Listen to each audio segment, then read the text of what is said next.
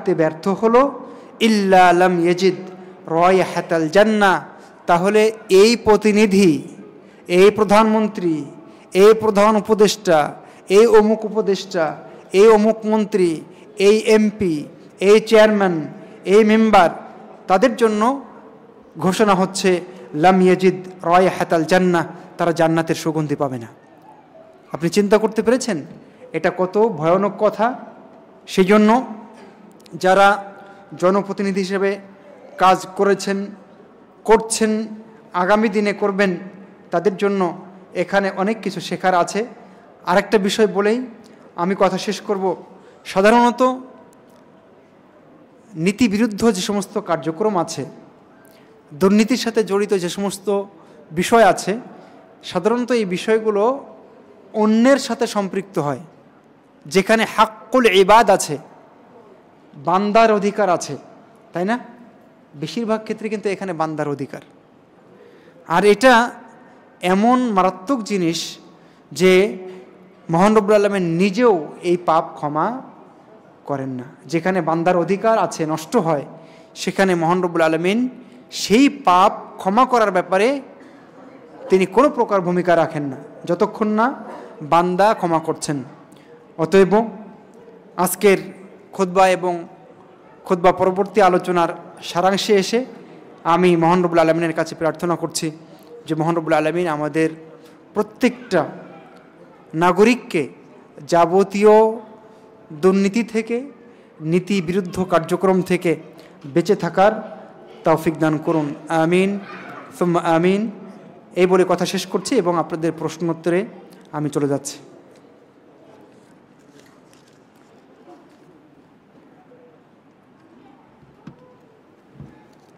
এক ভাইয়ের প্রশ্ন হচ্ছে,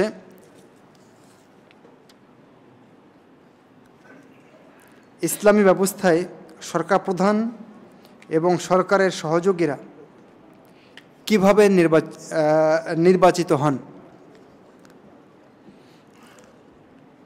আহলুল হাল্লি ওয়াল আকদ, নেতৃস্থানীয় এবং গণ্যমান্য ব্যক্তিবর্গের পরামর্শক্রমে দেশের প্রধানমন্ত্রী বা প্রধান ব্যক্তিত্ব এবং তার সহযোগীরা নির্বাচিত হবেন। এটাই হলো ইসলামী খেলাফতের একটি মূল বৈশিষ্ট্য, যে এখানে জনপ্রতিনিধি নির্বাচন করবেন যারা বোঝেন, যাদের ভিতরে জ্ঞান আছে, যাদের ভিতরে ইসলামের জ্ঞান এবং অন্যান্য জ্ঞান আছে, দুনিয়াবী জ্ঞান আছে, যারা দেশের কল্যাণ বোঝেন, যারা জনগণের কল্যাণ বোঝেন, যাদের ভিতরে আমানতদারিতা আছে, এরকম মানুষ তারাই নির্বাচন করবেন যে দেশ পরিচালনার দায়িত্বে কাকে আনা যায়। তো এক্ষেত্রে ইসলামে 2-3টা নিয়ম আছে। একটা হলো যিনি রাষ্ট্রপ্রধান তিনি পরবর্তী তারপরে কে দেশ চালাবেন তিনি নির্বাচন করে যাবেন, এটা একটা পদ্ধতি আছে। অথবা তিনি বিশেষ কোনো ব্যক্তিবর্গকে দায়িত্ব দিয়ে যাবেন যে তারা পরামর্শ করে জনগণের সাথে কথা বলে তারপরে একজনকে নির্বাচিত করবেন। মূলত শুরা সিস্টেম, পরামর্শভিত্তিক এবং নেতৃস্থানীয় ব্যক্তিবর্গের পরামর্শে নির্বাচিত হয় ইসলামী শাসন ব্যবস্থায় রাষ্ট্রপ্রধান। কথা বুঝতে পেরেছেন? সেজন্য দেখবেন এই সিস্টেমটা যারা মোটামুটি তুলনামূলক, গণতন্ত্র ভালো না এটা সবাই জানি আমরা, কিন্তু তুলনামূলক বাংলাদেশের চেয়ে তুলনামূলক একটু বেটার গণতন্ত্র যারা লালন করে তারা কিন্তু আমাদের দেশের গণতন্ত্রের মতো না। তাদের গণতন্ত্র, তাদেরটা কেমন? তাদের 2 কক্ষ বিশিষ্ট গণতন্ত্র, একটা উচ্চ একটা নিম্ন, যেখানে সবাই অংশগ্রহণ করে। আর উচ্চ কক্ষ বিশিষ্ট যেটা আছে সেখানে কিন্তু গণ্যমান্য ব্যক্তিরাই থাকেন এবং তাদের ভোটটা, তাদের পরামর্শটা কিন্তু সেখানে বেশি গুরুত্ব পায়। তো সেখানেও কিন্তু তারা গণতন্ত্র বললেও তারা ইসলামের কমপক্ষে এই সামান্য একটা দিক কিন্তু তারা নেওয়ার চেষ্টা করেছে। কারণ কি, একজন সাধারণ খেটে খাওয়া মানুষ যার ভিতরে জ্ঞান নেই, কিছু বোঝে না, আমাদের বাংলাদেশের গণতন্ত্রের সিস্টেমে ওনার ভোট এবং আপনি একজন দেশের সর্বশ্রেষ্ঠ নাগরিক, আপনার ভোটের মূল্য কিন্তু একই। কথা বুঝতে পেরেছেন? এটা ইসলাম গ্রহণ করে না। তো যাই হোক, আমি সংক্ষিপ্ত করে এতটুকু বললাম। জি জি। আসসালামু আলাইকুম। সম্মানিত মুসল্লিয়ানে কেরাম, আমরা একটি বিষয়কে স্পষ্ট করার জন্য বলছি। আজকে যে বাদ আসর অর্থাৎ 5টার সময় যে প্রোগ্রামটি ছিল শাহপরান মাজারের মূল গেটের মেইন রোডের উপর, সেটি চেঞ্জ হয়ে আগামীকাল বেলা 3টায় অনুষ্ঠিত হবে। আজকের প্রোগ্রামটাই চেঞ্জ হয়ে আগামীকাল বেলা 3টায় অনুষ্ঠিত হবে। আগামীকাল বেলা 3টায় আপনারা শাহপরান মাজারের মেইন গেটের মেইন রোডের উপর অবস্থান করবেন ইনশাআল্লাহ। আল্লাহ সুবহানাহু ওয়া তাআলা সবাইকে তৌফিক দান করুন। আমিন। জাযাকুমুল্লাহু খাইরান জাযা। আরেকটি প্রশ্ন হলো, জামাতে ফজরের সালাত আদায়ের পর ইশরাকের সালাতের জন্য সেই স্থানেই বসা কি জরুরি, না মসজিদের ভেতরে যে কোনো জায়গায় পড়লে হবে? হাদিসের যে ভাষা তাতে মুসল্লাতে যার যে জায়গায় সেখানে বসার কথা বলা হয়েছে। তবে জরুরি প্রয়োজনে যদি ওঠা লাগে, যেমন কোরআন আনতে গিয়েছেন, উজু চলে গিয়েছে, উজু করতে গিয়েছেন, জায়গা চেঞ্জ হয়েছে, আশা করি এতে সমস্যা হবে না ইনশাআল্লাহ। তবে চেষ্টা করতে হবে নিজের জায়গাতেই থাকার, এটাই হাদিসের সাথে বেশি মিলে যায়। তবে একান্ত প্রয়োজনে যদি আমরা এদিক সেদিক একটু হই, আশা করি ইনশাআল্লাহ ফজিলত আমরা পেয়ে যাব বিইজনিল্লাহি তাআলা। উল্লেখ্য, তাবলিগ জামাতের মুসল্লিরা গোল বৈঠকে ফাজাইলে আমল হতে হাদিস বর্ণনা করেন এবং উচ্চ স্বরে লম্বা দোয়া করেন, তাতে আমার জিকির এবং সকালের দোয়াগুলো পড়তে ব্যাঘাত ঘটে। তো যাই হোক, এটা আপনি বলেছেন, ব্যাঘাত ঘটতেই পারে। পরস্পর হাদিস নিয়ে কথা বলতে, আলোচনা করতে কোরআন হাদিস নিয়ে কোনো সমস্যা নেই। তবে হাদিসগুলো অবশ্যই কি হতে হবে? আল্লাহ রসুলের হাদিস হতে হবে, সহিহ হতে হবে। এবং সেটা যদি তারা আলোচনা করেন, তাহলে এতে ইসলাম কিছু বলে না, বরং উৎসাহিত করে যে তারা হাদিস চর্চা করছে। কিন্তু বাকি অংশ যেটা উচ্চ স্বরে দরাজ কণ্ঠে দোয়া করা, এটা ইসলাম সমর্থন করে না। ইসলাম দোয়া করতে বলেছে তাদাররুআ ওয়া খুফিয়া, বিনয়ী হয়ে এবং গোপনে একাকী দোয়া করতে হবে। এইভাবে যে কোনো জায়গায় হাত তুলে সবাই উচ্চ কণ্ঠে দোয়া করার সিস্টেমটা ইসলাম অনুমোদিত নয়।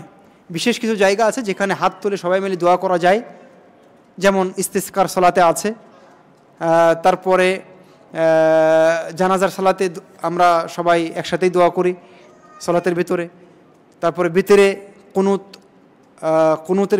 কুনুতেও আমরা একসাথে দোয়া করি। এরকম বিশেষ কিছু জায়গা আছে, এর বাইরে সবাই একসাথে সম্মিলিত এইভাবে দোয়া করা উচ্চ কণ্ঠে, এটা ইসলাম সাপোর্ট করে না। তো আপনি তাদেরকে বোঝাবার চেষ্টা করবেন, আর কি করার আছে। কাউকে পিছন দিক থেকে সালাম দেওয়া যাবে কি? যাবে, সমস্যা নাই, দিতে পারবেন।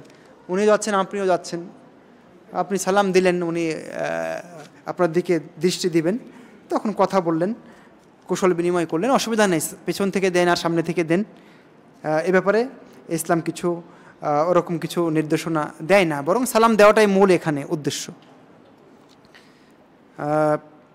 আপনি বলেছেন আলা ইন্না আউলিয়া আল্লাহি লা খাউফুন আলাইহিম ওয়ালা হুম ইয়াহজানুন, এর ব্যাখ্যা জানতে চাই।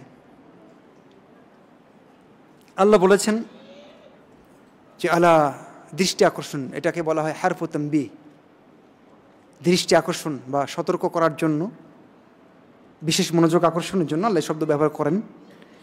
ইন্না আউলিয়া আল্লাহ, নিশ্চয় যারা আল্লাহর ওয়ালি, লা খাউফুন আলাইহিম, তাদের কোনো ভয় নেই, ওয়ালা হুম ইয়াহজানুন, এবং তারা দুশ্চিন্তাগ্রস্ত হবে না।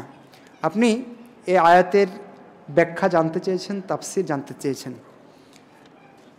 ওলিদের কোনো ভয় নেই, তারা দুশ্চিন্তাগ্রস্ত হবে না। এই আয়াতের ব্যাখ্যা জানতে হলে পরের আয়াতটা দেখতে হবে, এই আয়াতের পরের আয়াতটা দেখতে হবে।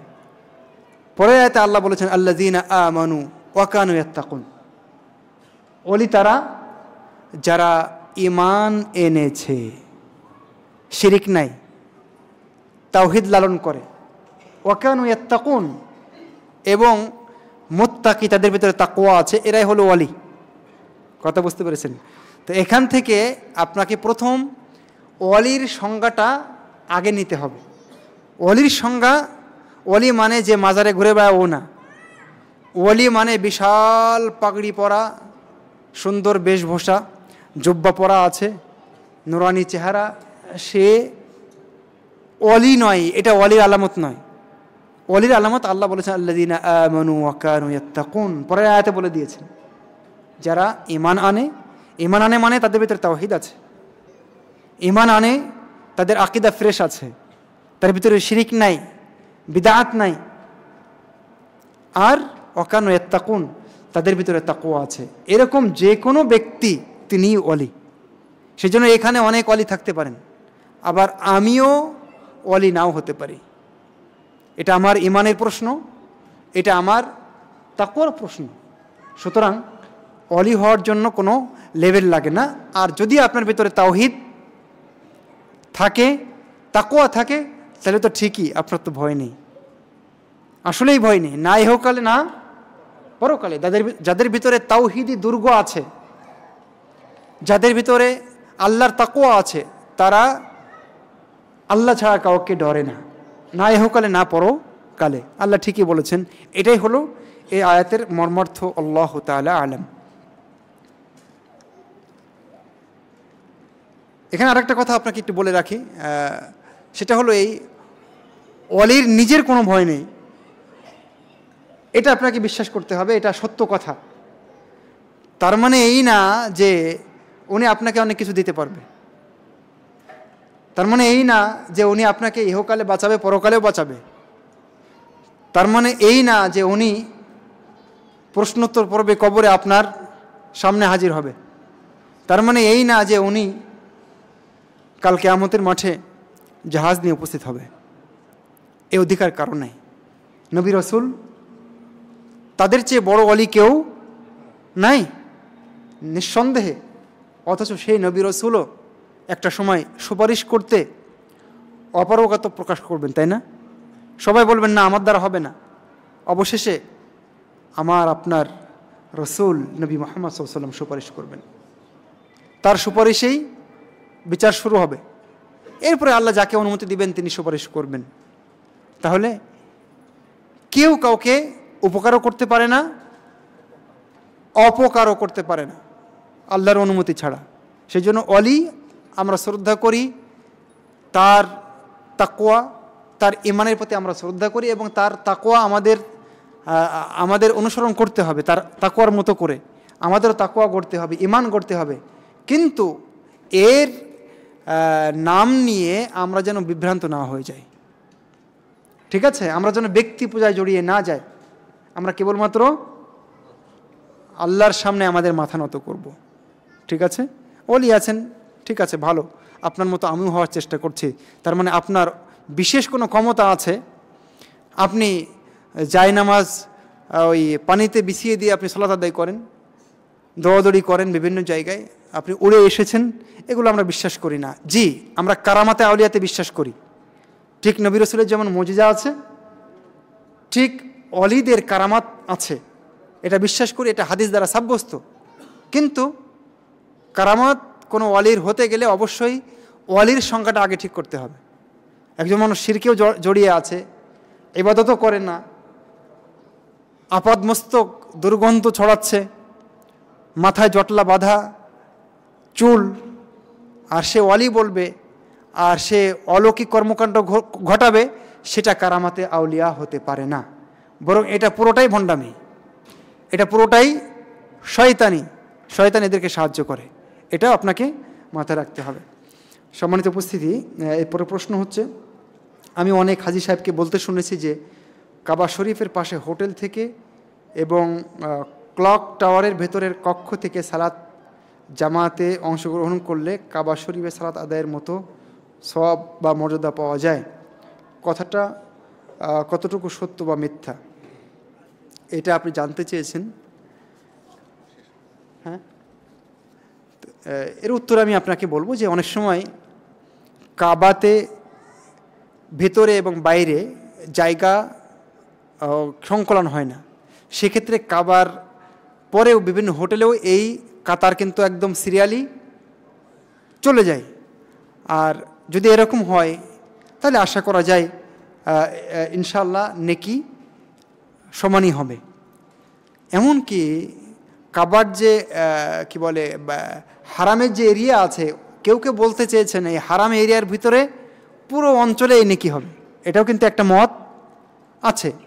সুতরাং বাইতুল্লাহর পাশে যে সমস্ত হোটেল আছে লাগোয়া এবং একই কাতার ওখানে চলে গিয়েছে, আশা করা যায় সেখানে এই নেকি হবে। তবে নিঃসন্দেহে যারা হারামে এসে আদায় করবে সরাসরি মসজিদে বাইতুল্লাহতে, তাদেরটাই হাদিসের সাথে বেশি মিলে যায় এবং সেটাই আমরা করার চেষ্টা করব। আল্লাহ তাআলা আ'লাম। সম্ভবত ওনার আর একটা প্রশ্ন, অনেকে বলেন বিয়ে করলে রিজিক বাড়ে, উদাহরণ হিসেবে ওনারা একটা হাদিস পেশ করেন, যেটা আমি সঠিক জানি না। হাদিসটা হলো এরকম যে, আচ্ছা যাক, হাদিস যেটাই হোক না কেন, আমি আপনাকে একটু উদাহরণ দেই। স্ত্রীকে খাওয়ানোর তারপরে পড়ানোর দায়িত্ব কার বলেন তো? স্বামীর না? তো আপনার স্ত্রী যখন বাবার বাড়ি ছিল তখন তার রিজিক আল্লাহ বরাদ্দ রেখেছেন না? কার হাত দিয়ে? তার বাবার হাতে। তো যখন সেই স্ত্রী আপনার কাছে এসছে, তো সেই রিজিক তো সে পাবে, তো সেই রিজিকটা আপনার কাছে আবার চলে আসছে না? তারপরে আপনাদের ওরস যখন বাচ্চা কাচ্চা আল্লাহ দিবেন, তখন তাদেরও তো রিজিক আপনার হাত দিয়ে হবে, তাহলে তো বরকত অটোমেটিক্যালি হবে। কথা বুঝতে পেরেছেন না? আপনি একা খেতেন, এখন এদের খাবারটা আপনার হাত দিয়ে আসবে, এটাই ঠিক। সুতরাং বিয়ে করলে বরকত হবে, বিয়ে করলে আপনি অলস বসে থাকবেন না, বিয়ে হলে আপনি কাজ করবেন এবং তাতে বরকত হবে, এ কথাই ঠিক। যদিও আমি হাদিসটা কি বলেছেন আমি দেখলাম না, কিন্তু হাদিস এবং ইসলামের পূর্ণ বাণী যেটা আমাদেরকে বার্তা দেয় তা হচ্ছে বিয়েতে বরকত আছে। সুতরাং ভয় না পেয়ে যাদের বিয়ে করার বয়স হয়েছে তাদের বিয়ে দেওয়াই ভালো, এতেই কল্যাণ আছে। তাহিয়াতুল ওযু ও দুখুলুল মসজিদের সালাত কি একই সালাত? জি না, একই সালাত না, আলাদা সালাত। তবে যদি কেউ ওযু করে সরাসরি মসজিদে প্রবেশ করেন তাহলে একটা সালাতই দুটা সালাতের কাজ দিতে পারে। এমনকি যদি আপনি মসজিদে ঢুকেই সুনানে রাতেবার কোনো সালাত আদায় করেন তাহলে এই একটা সালাত সবগুলো সালাতের কাজ করতে পারে। আল্লাহু তাআলা আ'লাম। আর কোন প্রশ্ন আছে কি? হ্যাঁ, তাহলে শেষ করে দেই, আবার পরে না বসে একবারে শেষ করে তাহলে বেশ, তাহলে ওইগুলো পরে করা যাবে। আমরা ইনশাল্লাহ পরে আরও যে প্রশ্ন আছে ইনশাল্লাহ হয়তো বা রাতে প্রোগ্রামে নিতে পারি। এখন যেহেতু আমাদের একটা কাজ আছে, সেজন্য আমরা দুটি প্রশ্ন নিয়ে আজকের প্রশ্ন উত্তর শেষ করব ইনশাল্লাহ। প্রিয় শেখ, আপনি হত্যাকারীর পরিণতির কথা বললেন সেই বিচারের দিনে, কিন্তু রাষ্ট্রীয় নির্দেশে সরকারি বাহিনী যখন হত্যা করে তখন হত্যাকারীর কি পরিণতি হবে? প্রশ্নটা তো জটিল এবং কঠিন। এর উত্তর আমি বলবো, এর উত্তরে যে লা তাআতা লিমাখলুকিন ফি মাসিয়াতিল খালিক, স্রষ্টার সৃষ্টিকর্তার অবাধ্যতায় কোনো সৃষ্টির আনুগত্য নেই। রাষ্ট্রপ্রধানের আনুগত্য করা আমাদের জন্য জরুরি, তবে সেই নির্দেশ অবশ্যই ইসলামের ভিতরে থাকতে হবে। যদি ইসলামী কোনো কনসেপ্টের বাইরে গিয়ে বিরুদ্ধে গিয়ে তিনি আদেশ করেন তাহলে তার আদেশ মানতে কেউ বাধ্য নয়, বরং মানাই অন্যায়। ঠিক আছে? তো এখন আমাকে রাষ্ট্র বলছে যে ওকে মেরে ফেলো, আর আমি মেরে ফেলবো? অবশ্যই আমাকে দেখতে হবে এই নির্দেশ ঠিক আছে কিনা, যথার্থ কিনা, বিচার বহির্ভূত কিনা। কথা বুঝতে পেরেছেন না? সেটা আমাদেরকে দেখতে হবে। আশা করি এতটুকু কথার ভিতরে আপনার উত্তর আপনি খুঁজে নিতে পারবেন। আরেক ভাই প্রশ্ন করেছেন, ইন্নামাল খায়রাতু, কি এটা, ইন্নামাল খামরু, ইন্নামাল খামরু, আচ্ছা ঠিক আছে, আয়াতের অনুবাদ লিখেছে মনে হয়, মানে উচ্চারণ লিখেছে ইন্নামাল খামরু ওয়াল মাইসিরু। এই আয়াত দ্বারা কি বোঝানো হয়েছে, মানে উনি বাংলায় লিখেছেন তো ওই জন্য আমি বুঝতে পারছিলাম না, বিস্তারিত জানতে চাই। সিগারেট, জর্দা হারাম, এটার দলিল জানতে চাই। জাযাকাল্লাহু খায়রান, ভালো প্রশ্ন করেছেন।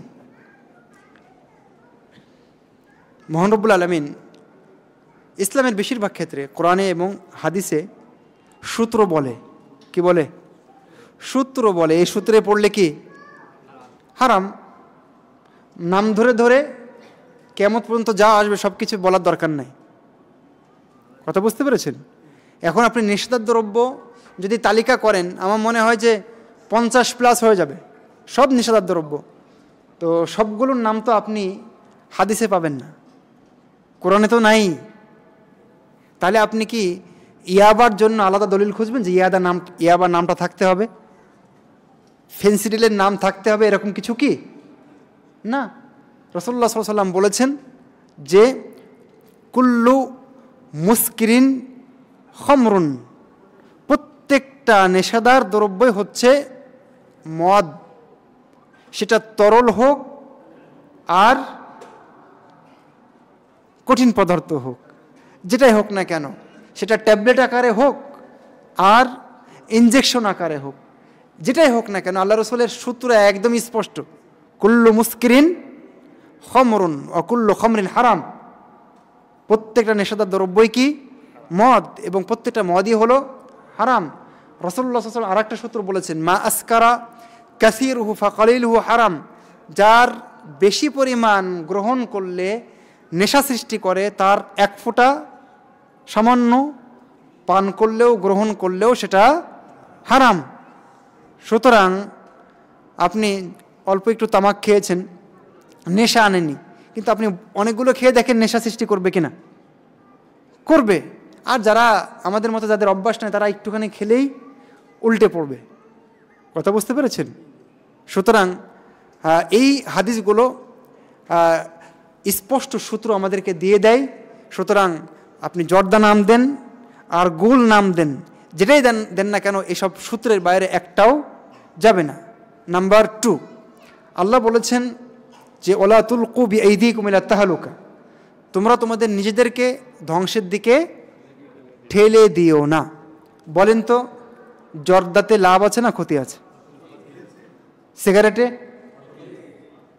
এটা প্রমাণিত নাকি অপ্রমাণিত? প্রমাণিত, শতভাগ নিশ্চিত কথা যে সিগারেট, জর্দা ইত্যাদি যেগুলো আছে, এগুলো মানুষকে তিলে তিলে ধ্বংসের দিকে নিয়ে যায়।